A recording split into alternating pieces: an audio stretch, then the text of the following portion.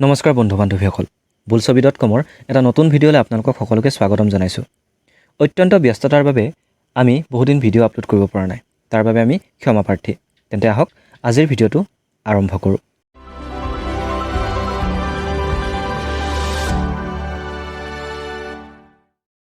ভাৰতীয় ভাষাত বিশেষকৈ হিন্দী ভাষাত নিৰ্মিত হোৱা আৰু OTT যোগে সম্প্ৰচাৰিত হোৱা ৱেব ছিৰিজৰ চমু ইতিহাসটো যেতিয়া আমি আলোচনাৰ মেজলৈ আনো, তেন্তে আমি দেখা পাওঁ অধিকাংশ ছিৰিজৰে জনৰা হৈছে থ্ৰিলাৰ, ৰহস্যধৰ্মী, চোৰাংচোৱা কেন্দ্ৰিক অথবা হৰৰ আদি।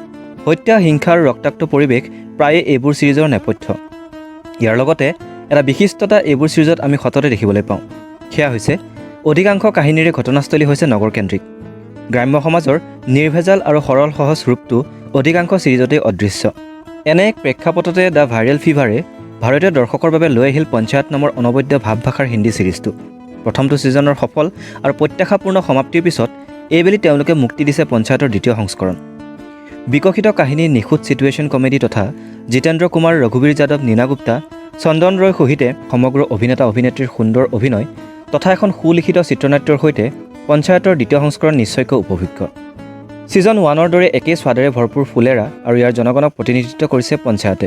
নতুনকৈ কাহিনীপটত সংযোজিত হৈছে সমষ্টিভিত্তিক ৰাজনীতিৰ সততে দৃষ্টিগোচৰ হোৱা অহেতুক ক্ষমতাপ্ৰীতি আৰু ব্যক্তিগত স্বাৰ্থপূৰণৰ কুচকাৱাজ। প্ৰথমটো ছিজনৰ দৰে এইটো সংস্কৰণৰ পঞ্চায়ততো আমি দেখিবলৈ পাইছোঁ এনে এখন গাঁও, যিখন সমাজ আদিৰ নগৰমুখী সমাজ ব্যৱস্থাত মোটামুটি বিৰল। বিশেষকৈ গ্ৰাম্য সমাজৰ মাজত বৰ্তি থকা একতা আৰু আন্তৰিকতাপূৰ্ণ সদ্ভাৱ, লগে ভাগে জন্মদিন উদযাপন, গাঁৱৰ যিকোনো সভা অনুষ্ঠানতে সকলো একলগ হৈ নিজ নিজ দায়িত্ব পালন কৰা আদি দৃশ্যসমূহ ফুলেৰা নামৰ গাঁওখনত সহজলভ্য। অৱশ্যে কাহিনীকাৰে মুখ্য চৰিত্ৰ অভিষেক ত্ৰিপাঠীৰ মনোজগতত এক বিলাসিতাপূৰ্ণ জীৱনৰ প্ৰতি থকা হেঁপাহকো সূক্ষ্মভাৱেৰে প্ৰকাশ কৰিছে। নগৰৰ পৰা অহা বন্ধুৰ বাৰ্ষিক আয়ৰ খবৰ শুনি অভিষেকৰ চকু কপালত উঠা দৃশ্যটোত আমি স্পষ্ট ৰূপত অনুভৱ কৰোঁ হীনমন্যতাবোধৰ কিছু চিন। এই হীনমন্যতাবোধৰ এটা পাৰ্শ্বক্ৰিয়াৰ সূত্ৰেই হয়তো অভিষেকে গাঁও প্ৰধানৰ জীয়েক ৰিংকিৰ লগত ঘনিষ্ঠ হ'ব বিচৰা নাই। কিন্তু তাৎপৰ্যপূৰ্ণ কথা যে অভিষেক বা ৰিংকিৰ ব্যক্তিগত পৰ্যায়ৰ এই যাত্ৰাটোতকৈ কাহিনীকাৰে ফুলেৰা গাঁওখনৰ সমূহীয়া সত্তাটোকহে অগ্ৰাধিকাৰ দিছে। সেইবাবে গ্ৰাম্য সমাজৰ দলীয় কৰ্মকাণ্ড আৰু সমুদায় ভিত্তিক চিন্তা চৰ্চাই কাহিনীক অধিক মাত্ৰাত পৰিচালিত কৰা দেখা গৈছে। সুখৰ প্ৰবাহ যিদৰে ব্যক্তিগত পৰ্যায়ত থমকি ৰোৱা নাই, অকালতে বৈ যোৱা দুখবোধৰ ধাৰাও সেইদৰে ব্যক্তিবিশেষৰ উপলব্ধিগত চেতনাতেই সীমিত হৈ পৰা নাই।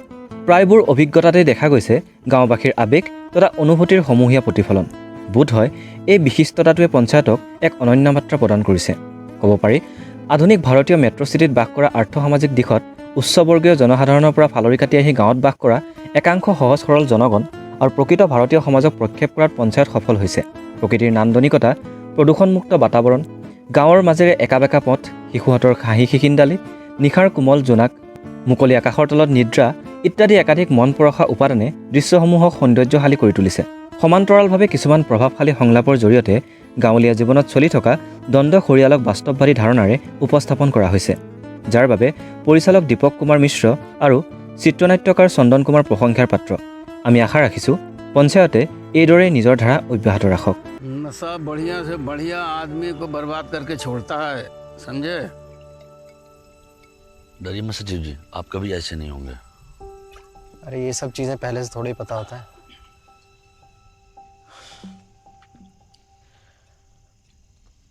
आज के बाद से कंट्रोल में पिया करेंगे।